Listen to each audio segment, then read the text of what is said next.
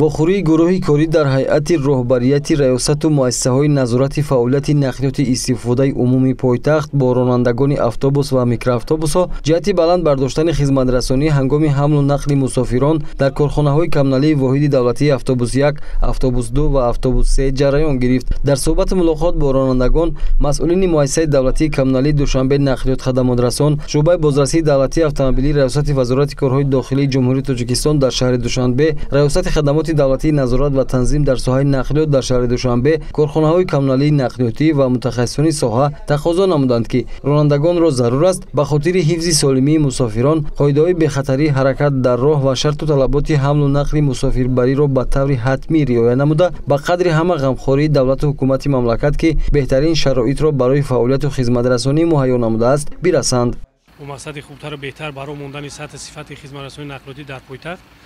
аз ҷониби мақомоти иҷроии ҳокимияти давлатии шаҳри Душанбе тамоми тадбирҳои зарурӣ андешида мешавад. ҳамин аст, ки таи солҳои охир шумораи зиёди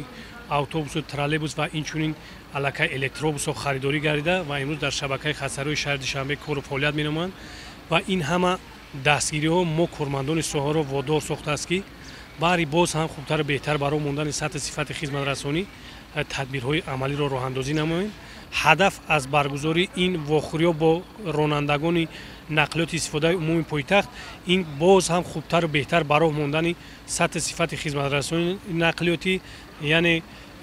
аз байн бурдани камбудиҳои дар ин сабт ҷойдошта мебошад ва мо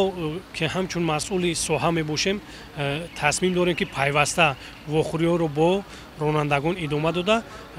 ҷиҳати боз ҳам хубтару беҳтар баро мондани сатҳи сифати хизматрасонӣ дар пойтахт самгузор бошем. таъкид карда шуд, ки бо фаро расидани фасли гармон масъулини соҳаи нақлиёти мусофирбарии пойтахтро мебояд, ки баҳри хизматрасонии сатҳи баланд қабл аз ҳама ба ҳолати техникии воситаҳои нақлиёти ба хатҳои сайр сафарбар гардида диққати аввалин дараҷа дода, назорати фаъолияти ронандагонро дар шабакаи хатҳои сайр пурзур намоянд. Дар вохӯрӣ вобаста ба риоя нагардидани пӯшидани либоси ягонаи хизматӣ аз ҷониби ронандагон ва инчунин зимни фаъолияти мусофирбарӣ бо телефони мобилӣ гуфтугӯ намудани онҳо изҳори нигаронӣ карда шуд. дар ин замина ба роҳбарони ниҳоди дахлдор ва кормандони масъули корхонаҳои нақлиётӣ баҳри бартараф намудани камбудиҳои ҷойдошта дастуру супоришҳои мушаххас дода шуд. Инчунин гуфта шуд, ки пеш аз ба хати сайр сафарбар намудани воситаҳои нақлиёт, кормандони масъули корхонаҳои нақлиётӣ бояд ба ҳолати техникӣ ва тозагии воситаҳои нақлиёти мусофирбар диққати аввалин дараҷа дода, доир ба риояи ҳатмии қоидаҳои бехатарии ҳаракат дар роҳ бо ронандагон пайваста корҳои фаҳмондадиҳиро ба роҳ монанд. Дар ҷараёни суҳбату мулоқот марҳила ба марҳила гузаштан аз фаъолияти соҳибкорӣ ба хизматрасонӣ, риояи этикаи касбии ронанда, муоширати намунавӣ, риояи ҳатмии қоидаҳои ҳаракат дар роҳ, шарту талаботи иҷозатномадиҳӣ, ҳамлу нақли мусофирон, таваққуф дар ҷойҳои муайяншуда, истифодаи дарҳои худкор дар микроавтобусҳо, даст кашидан аз хизматрасонии чиптачинҳо дар микроавтобусҳо ва бартария додан ба таъсиси хатсайрҳои автобусӣ мавриди муҳокима қарор гирифт.